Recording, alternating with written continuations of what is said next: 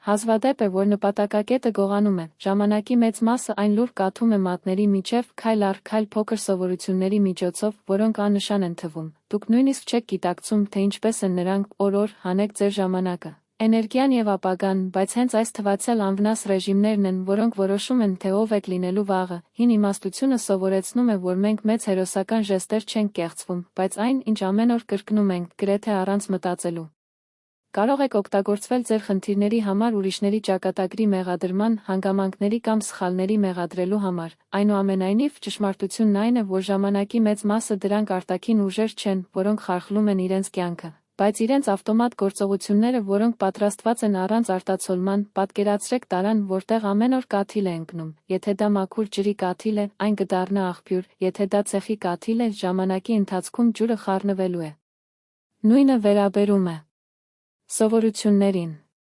Յուրաքանչյուր փոքր ժեստ կուտակվում է և աստիճանաբար վերահղում իր գոյության ընթացքը։ Առաջի սովորությունը, որը լուր սայթաքում է ձեզ ձեր ճանապարհից, հետաձգում է։ Ամեն անգամ, երբ ես անում եմ ինչ-որ բանը ավելի ուշ, ես անում եմ, դա ոչ միայն խնդիր է, որ մնացել է, դա հնարավորություն է, որը մարում է։ Ես հանդիպեցի մի մարդու, ով 2 տասնամյակ կրկնեց։ Ես առաջին անգամ լուծում եմ հաշիվները, հետո սկսում եմ փրկել, այսօր նա կրում է պարտքեր և ափսոսում, ժամանակակից ուսումնասիրությունները այս անհապաղ մտածելու ծուղակ են։ Ուղեղը ամենահեշտ ձևն է փնտրում, և մենք վերջանում ենք ներկան փոխանակել ապագայի համար, խնդիրն այն է, որ հետոը երբեք չի գալիս, եթե հիմա չենք գործում։ Երկրորդ սովորությունը մշտական բողոքն է, նրանք, ովքեր սովորում են բողոքել, ամեն օր իրենց իշխանությունը մատուցում են ուրիշներին, ասես ասում են, ես որևէ բանի վերահսկողություն չունեմ, հազարամյակ ավանդույթ սովորեցնում է, եթե ոչ ես, ապա ով։ Այսինքն պատասխանատվություն ստանձնելը միայն կյանքի հրամանը վերականգնելու միակ միջոցն է։ Ես տեսա մի ծանոթ, որը դադարեց բողոքել շեֆի մասին և գիշերը սկսեց աշխատել զուգահեռ նախագծերի վրա, տարիներ անց նա բացեց իր բիզնեսը, ոչինչ չի փոխվել, քանի որ պայմանները բարելավվել են, բայց քանի որ նա դադարեցրել է էներգիա ծախսել ողբերի վրա։ Երրորդ սովորությունը քաոսի մեջտեղում ապրելն է, երբ անօրինականությունը գերակշռում է տանը մտքերին և ֆինանսներին, արդյունքը ներքին մաշվածություն և պոկում է, որը դանդաղ է քայքայում։ Պապս, նույնիսկ պատերազմից հետո մի քանի իրերի հետ, այն ուշադիր ստացավ ամեն առավոտ, նա ասաց. Եթե ձեր ներսում կարգուկանոն կա, արտաքին իրարանցումը չի կարողանա հաղթել ձեզ, այսօր նրանք անվանում են այս կարգապահությունը։ Նրա համար դա իր և կյանքի հանդեպ հարգանքի խնդիր էր, կարող է թվալ, որ պահպանումը հետաձգելը, բողոքելով կափույր կամ ամեն ինչ հետագայում թողնելը աննշան բաներ են, բայց հենց այս մանրամասներն են, որ միասին գողանում են իրենց ժամանակը, ուժը և նրանց հնարավորությունները։ Չորրորդ սովորությունն է աթոփելատում ապրել, արթնանալով, բռնելով ձեր բջջային հեռախոսը, գլորվելով այլ մարդկանց կերակուրներ, հետևելով նույն երթուղին, ունենալով նույն խոսակցությունները, օրվա վերջում զգալով նույն հոգնածությունը։ Եվ այսպես շարունակվում է օր-օր, աթոփելատ, կասկած չունի, թե ինչու, պարզապես կրկնում է, երբ մենք դադարում ենք հարցնել ինքներս մեզ, ինչ եմ անում դա, մենք դառնում ենք իրենց գոյության զուտ ուղևորներ։ Ես հանդիպեցի մի երիտասարդի, ով աշխատում էր ոչ առաջ և դժգոհեց։ Անընդհատ անվավեր, մինչև մի օր նա դեր է գրել. Որն է իմ ջանքերի նպատակը, պատասխանը պարզ էր։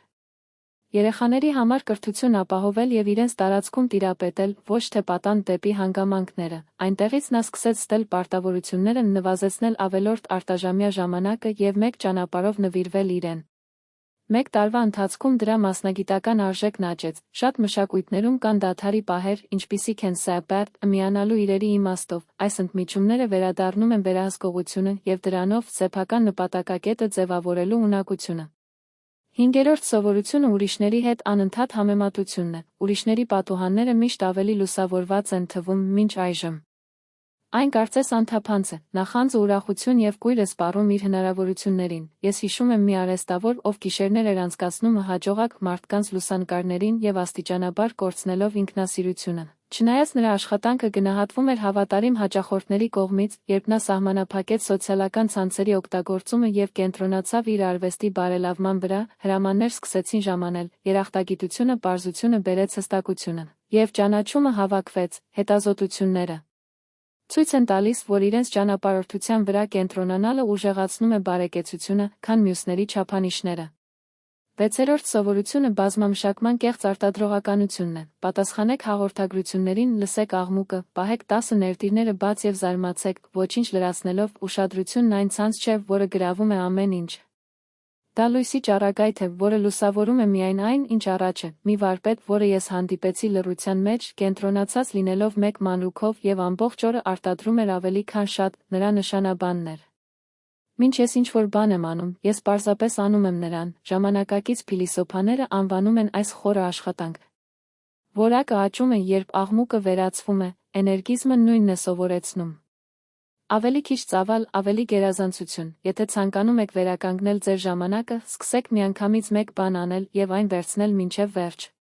7-րդ սովորությունը գիտելիքների վրա խնայելն է եւ ավելի ուշ թանկ վճարելու համար։ Էժան խորհուրդը կարող է թանկ լինել, երբ սխալ ճանապարհ է անցնում։ Ես հանդիպեցի մի մարդու, ով 3 անգամ սկսեց նույն բիզնեսը եւ կոտրվեց նույն փոքր թերությունների մեջ։ Միայն այն ժամանակ, երբ նա ներդրվեց մենթորինգում եւ ուսումնասիրեց հիմունքներն, ամեն ինչ տեղավորվեց, նա ասաց. Ես չվճարեցի իմանալու համար, ես վճարեցի այն ժամանակ, երբ դադարեցի կորցնել, քչերը ճանաչում են այս ճշմարտությունը։ Գրքերը եւ ուսումը կարող են թվալ ծախսեր, բայց դրանք նրանք են, ովքեր վերադարձնում են ամենաարագ ազատությունը։ Սովորելու ունակությունը մայրաքաղաք է, որը երբեք արժեզրկվում է։ 8-րդ սովորությունը անհանգստությունից խուսափելն է։ Մենք այժմ ընտրեցինք հեշտ եւ կինը վճարեցինք ավելի ուշ։ Նրանք, ովքեր չեն մարզվում, պատանդ են դառնում իրենց սեփական ազդակներին։ Ես տեսա մի պատանու, ով որոշեց ամեն առավոտ դժվար անել, ամեն առավոտ սուրճ։ Նախ դա ցուրտ ցնցուղ էր, հետո մրցավազք։ 1 տարվա ընթացքում նա ավելի կենտրոնացած, վստահ եւ դիմացկուն էր։ Համառությունը եւ համակարգվածը չեն բերում ակնթարթային ուրախություն, բայց կառուցեք մի կերպար, որը փոթորիկ չի ցնցում։ Կյանքը հարվածում է բոլորին, բայց ով զարգացնում է դիմադրություն, ուժեղանում է հարվածներից։ Կարող է թվալ, որ այդ սովորությունները անվնաս են, աթոփելատ, խուսափում է որոշումներից, համեմատությունը տալիս է մոտիվացիայի պատրանք, բազմակողմանի խոստումները արդյունավետությունը, ուսման մեջ խնայելը, կարծես, մեծ է։ Ցավից խուսափելը ինքնուրույն է թվում, գործնականում, այնուամենայնիվ, այն միշտ նույն ծուղակը է, խթանիչ, գործողություն, անմիջական պարգև, եթե քայլերը չեն փոխվում, ճակատագիրը նույնպես չի անում, պարզապես փոխեք 1 տար, որպեսզի ամբողջ հանդերձանքը սկսվի այլ կերպ գործելու։ Դուք հարցնում եք. որտեղ սկսել, անջատեք ավելորդը, կենտրոնացեք միանգամից մի բանի վրա, սովորեք նրանց, ովքեր արդեն գերակշռում են ճանապարհին, մեծ անվավերության փոխարեն ընտրեք փոքր դժվար մարտահրավերը եւ կզգան ձեր ձեռքերը։ Ամենօրյա շտկումները հետագիծը վերափոխում են շատ ավելին, քան grandiose խոստումները։ Վերջապես 9-րդ սովորությունը, որը գողանում է ձեր կյանքը, երախտագիտության բացակայությունն է, ով միայն տեսնում է այն, ինչը երբեք չի ուրախանա, այն կարող է ստանալ աճ, գնել նոր տուն, կուտակել ունեցվածքներ, բայց դատարկության զգացումը շարունակվում է։ Ես հանդիպեցի մի վաճառականի, ով միայն բողոքեց։ Քիչ հաճախորդներ, քիչ գումար, մինչև լուրջ հիվանդությունից հետո նա պարզապես շնորհակալություն հայտնեց նրան քայլելու եւ աշխատելու համար։ Հեռանկարների այս փոփոխությունը անհապաղ չի մեծացրել իր շահերը, բայց նա վերադարձրել է իր ուրախությունը եւ դրանով շարժվել էներգիա։ Հոգեբանները անվանում են այս բարեկեցության պրակտիկա։ Գրանցվելով այն, ինչ մենք երախտապարտ ենք, կյանքը այլևս անիմաստ մրցավազք չէ եւ ունի գույն։ Կյանքը կորցնում է իր մոխրագույն տոնը եւ սկսում փայլել։ 10-րդ պրակտիկան։ Էքա։ Հետաձգեք իմաստը, շատերն ասում են։ Բայց իմաստը չի կարող հետաձգվել, եթե պատճառ չկա, նույնիսկ ինչպես է դառնում խոշտանգում։ Վիկտոր Ֆրանկլը դա ցույց տվեց իր կյանքի հետ։ Նույնիսկ համակենտրոնացման ճամբարներում նրանք, ովքեր շարունակելու պատճառ ունեին, ես հանդիպեցի մի աշխատողի, որը ամեն երեկո վերադառնում էր աշխատանքից սպառված աշխատանքից, բայց նստեց սեղանին իր երեխաների դասերը վերանայելու համար։ Նա ասաց. Ես աշխատում եմ նրանց ապագայի համար, ահա թե ինչու նա նրան ուժ տվեց ամեն առավոտ վեր կենալու համար։ Իմաստը վերափոխվում է արժեքավոր ճանապարհորդության ամենատարածված ուղու վրա, ոչ թե պատժի։ 11-րդ պրակտիկա։ Փոխանցել պատասխանատվությունը։ Նրանք, ովքեր հուզական հետախուզություն չունեն, միշտ մեղավոր են փնտրում։ Հարևանները ճանապարհին են գնում, շեֆը չի վճարում, կառավարությունը չի օգնում, բայց այն պահը, երբ դուք մեղադրում եք ուրիշներին, նրանց տվեք ձեր նպատակակետին բանալիներ։ Ես տեսա մի երիտասարդի, ով մեծացավ առանց հայրիկի, եւ նրա շուրջը բոլորն ասացին. Նա չի աշխատի, բայց նա պատասխանեց. Եթե ես ինձ չէ, ապա ով, նա սկսեց որպես ծառա, դարձավ վարպետի գործեր եւ տարիներ անց նա բացեց իր սեփական սեմինարը։ Այսօր նա աշխատանք է տալիս ուրիշներին, պատասխանատվությունը նրան ստիպեց սեփականատիրոջը։ 12-րդ պրակտիկա։ Չգիտելով, թե ինչպես կանգ առնել, ժամանակակից աշխարհը բղավում է, ավելին, վազիր, հասեք, մարդիկ աշխատում են առանց ընդմիջումների, ապրում են ամբողջ արագությամբ եւ զարմացած են, երբ էներգիան մարում է, հրեական իմաստությունը առաջարկում է պատասխանը։ Շաբաթ, մեկ շաբաթ լռության օր, որտեղ մարդը կանգ է առնում, շնչում եւ վերամիավորում իր հետ, պապս միշտ ասում էր. Ով գիտի, թե ինչպես հանգստանալ, գիտի, թե ինչպես ապրել, ես տեսա, որ մարդիկ այրվում են աշխատանքի մեջ, բայց նրանք, ովքեր դադար տվեցին, պահպանեցին առողջությունն ու հստակությունը, ընդմիջումը ժամանակի վատնում չէ։ Դա այն պահն է, երբ ժամանակը կրկին է ձեզ պատկանում։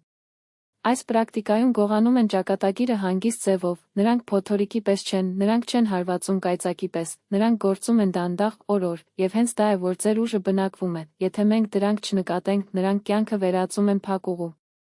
Բայց երբ մենք ճանաչում ենք դրանք, մենք հնարավորություն ենք ստանում վերաշարադրել հողամասը։ Մտածեք, այս պրակտիկայից քանիսն այժմ առկա են ձեր կյանքում, միգուցե հետաձգում եք, բողոքում եք, ապրելով առանց կազմակերպության կամ նպատակի, կամ չեք կարող կանգ առնել, այս փոքր գողերը ամեն օր վերցնում են իրենց ապագայի մի կտոր։ Հիմա եկեք համատեղենք այս բոլոր պրակտիկաները եւ տեսնենք, թե ինչ են նրանք անում մարդու հետ, անհատապես յուրաքանչյուրը անվնաս է թվում, ինչն է այդքան վատ բողոքել, վաղը մեկնելիս, կարող է խառնաշփոթ սենյակը իսկապես փչացնել կյանքը, խնդիրն այն է, որ նրանք միայնակ չեն գործում, ձևավորել համակարգ, բողոքները գրավում են հիմնավորումները հանգեցնում են անգործության, անգործությունը առաջացնում է քաոս, քաոսը ոչնչացնում է ուշադրությունը, եւ միասին նրանք մարդուն թույլ են տալիս թույլ եւ դժբախտ։ Ես հիշում եմ մի հարևան, ով ապրում էր, ասելով. Ես պարզապես դժբախտ եմ, աշխատավարձը ապրում էր աշխատավարձի մեջ, միշտ փողի պատճառով եւ մեղադրելով ուրիշներին, սկզբում դա նույնիսկ ծիծաղելի էր, հետո տխուր, ծերության ժամանակ նա մենակ էր, պարտք եւ դատարկ խոսքեր։ Նրա կյանքը չի քանդվել ճակատագրի մեկ հարվածով, բայց փոքր պրակտիկայով, որոնք նրան տարիներ շարունակ գողացան։ Ընդհակառակը ես հանդիպեցի մի կնոջ, ով պարզապես ապրում էր, դա ոչ մի բախտ ուներ, բայց դա կարգուկանոն էր, երախտագիտություն եւ դադարեցնելու ունակությունը, ամեն առավոտ սկսվեց աղոթքով։ Գիշերները նա գրել է ծախսերը։ Շաբաթ օրը նա անջատեց աղմուկը եւ ընտանիքը հավաքեց սեղանին, ձեր տունը միշտ վառվեց, նրա երեխաներն աճեցին ուժեղ եւ հանդարտ, նա երբեք իրեն հարուստ չի անվանել, բայց նրա կյանքն ավելի առատ էր, քան շատերը։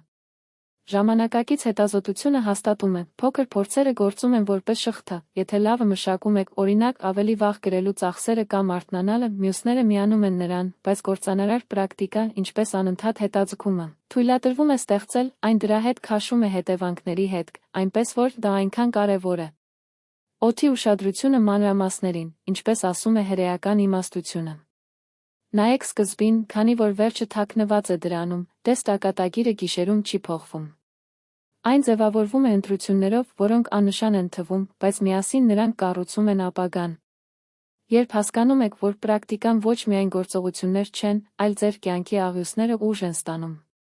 Հետագիծը փոխելու ուժը, ինտիմության ուժը, ինչը գողանում է ձեր էներգիան, այն, ինչը կստեղծի այն, ինչը այն բազմապատկում է։ Արտացոլեք, եթե այսօր սկսեցիք փոխել միայն մեկ պրակտիկան, ինչ կլինի, կդադարեիք բողոքել, դուք կկազմակերպեք ձեր տարածքը, դուք անջատեք ավելորդ աղմուկը, կամ կդադարեցնեք հետաձգել, այս ընտրությունը կլինի այն կետը, երբ սկսվում է նոր կյանք։ Հիմա եկեք տեսությունը վերափոխենք գործի, ի վերջո իմաստությունը ոչինչ չի արժեի, եթե այն չդառնա գործնական, այս գործելակերպը լռությամբ գողանում է ճակատագիրը, բայց դրանք կարող են կոտրվել միայն բետոնե գործողություններով, եւ նրանք պետք է սկսվեն այսօր։ Առաջին քայլ. Վերցրեք մի թերթիկ եւ գրեք 3 պրակտիկա, որոնք չորացնում են ձեր ուժը, դա կարող է լինել բողոքը, ձգձգումը կամ անօրինականացումը, գրեք ազնիվ, առանց արդարացումների, երբ պրակտիկայում է կոչվում, այն կորցնում է ձեր ուժի կեսը ձեզ վրա։ Երկրորդ քայլ. Ընտրեք փոքր փոխարինում, եթե սովորաբար բողոքում եք, փոխեք բողոքը հարցի համար։ Ինչ կարող եմ անել, եթե ձեր սեղանի վրա կա քաոս, ապա կազմակերպեք դրա առնվազն մեկ անկյուն, եթե կարող եք կատարել առաջադրանքներ, արեք մի փոքր գործողություն, որն այսօր հետաձգվել է, մեծ փոփոխությունները ծնվում են նվազագույն քայլերից։ Երրորդ քայլ. Պաշտպանեք ձեր ուշադրությունը, վերացնել աղմուկի աղբյուրը, դա կարող է լինել թունավոր լրատվական ալիք, ձեր հեռախոսը գիշերը կամ խոսակցություններ ստուգելու սովորությունը, որը ծծում է ձեր էներգիան, ձեր միտքը ազատելով դուք վերականգնում եք ուժը, թե իրականում կարևոր է։ 4-րդ քայլ. Ընդունեք երախտագիտության պրակտիկա, ամեն երեկո թվարկեք 3 բան, որ շնորհակալ եք, դա կարող է լինել սիրելի առողջությունը, սեղանի մի կտոր հաց կամ լռություն բուռն օր հետո։ Այս պարզ վարժությունը ուրախությունը վերադառնում են նույնիսկ դժվարին ժամանակներում։ 5-րդ քայլ. Թույլ տվեք ինքներդ ձեզ կոտրել, ստեղծեք ձեր շաբաթ, նույնիսկ եթե դա ընդամենը 1 ժամ լռություն է, առանց աշխատանքի կամ վազքի, այս պահին դուք կլսեք, թե ինչ է աղմուկը խեղդվել։ Ձեր իսկական ցանկությունները, ձեր իսկական նպատակները։ Հիշեք, նպատակը միանգամից գողացված չէ, այն կաթիլներ է նետում թվացյալ անտեղի ընտրության միջոցով, բայց դա կարող է վերականգնվել նաև նույն ձևով։ Քայլ առ քայլ, պրակտիկայով զբաղվեք, յուրաքանչյուր փոքր որոշում կամ թուլանում է, կամ ամրապնդում է այն։ Ինչպես սովորեցնում է հնագույն իմաստությունը։ Մի սպասեք վեհությանը։ Սկսեք փոքրիկից, միևնույն է, որ ուժը, որը ունակ է վերաշարադրել կյանքը, դուք թույլ չեք։ Դուք պարզապես մոռացել եք կարգապահության և նպատակի ուժը, վերականգնել այն։